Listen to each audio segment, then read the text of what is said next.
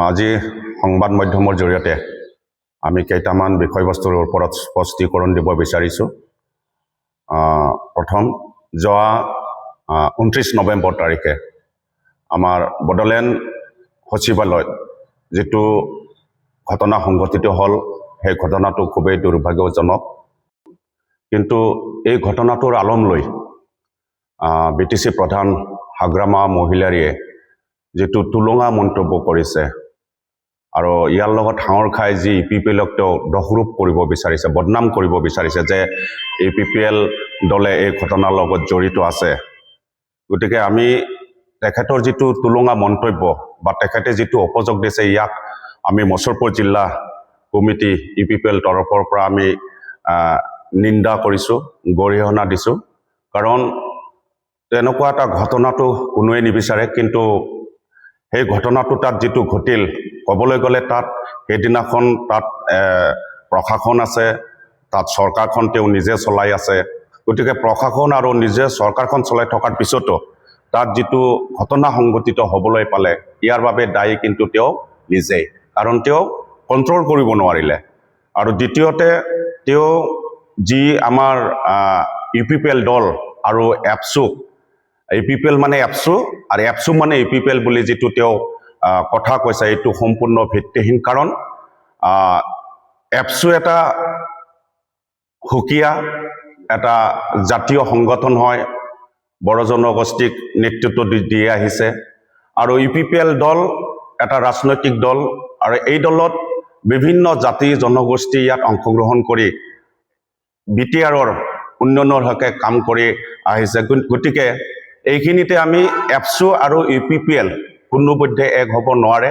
কিন্তু তেওঁ 29 তাৰিখৰ ঘটনাটোৰ লগত সংগতি ৰাখি তেওঁ যিটো তুলঙা মন্তব্য দিছে যে ইয়াত এপছু আৰু EPPL জড়িত আছে, আৰু তেখেতৰ হাতত যদি কিবা তেনেকুৱা প্ৰমাণ আছে, তেওঁ প্ৰমাণটো আমাক দিব লাগে, ৰাইজৰ ওচৰত দাঙি ধৰিব লাগে।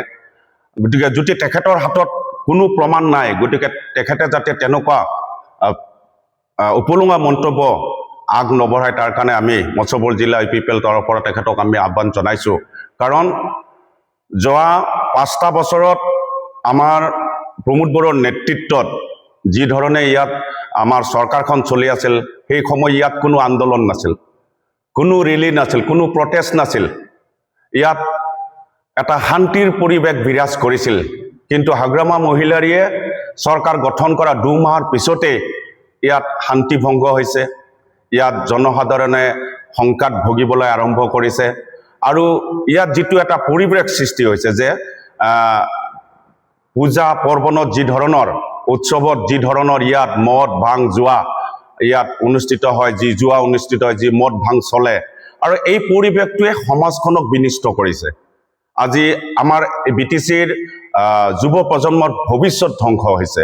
গতিকে এনেকুৱা এটা বিশৃংখল পৰিৱেশেৰে হাগ্ৰামা মহিলাৰীয়ে চৰকাৰখন চলাই আছে, আৰু আমি মছৰপুৰ জিলা EPPL কমিটি অনুভৱ কৰিছোঁ যে তেওঁ চৰকাৰখন চলোৱাত সম্পূৰ্ণ ব্যৰ্থ হৈছে।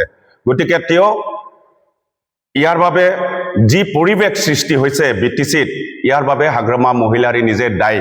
গতিকে তেওঁ নিজৰ ব্যৰ্থতাটো ঢাকিবলৈ যোৱা 29 তাৰিখৰ যিটো বড়োলেণ্ড সচিবালয়ত যিটো ঘটনা সংঘটিত হ'ল, সেই ঘটনাটোত তেওঁৰ ব্যৰ্থতাটো ঢাকিবলৈ EPPLক তেওঁক জগৰীয়া কৰিছে। গতিকে আমি মছৰপুৰ জিলা হিচাপে আমি স্পষ্টীকৰণ দিব বিচাৰিছোঁ যে সেই ঘটনাত আমাৰ EPPL দল কোনোপধ্যেই জড়িত নহয়।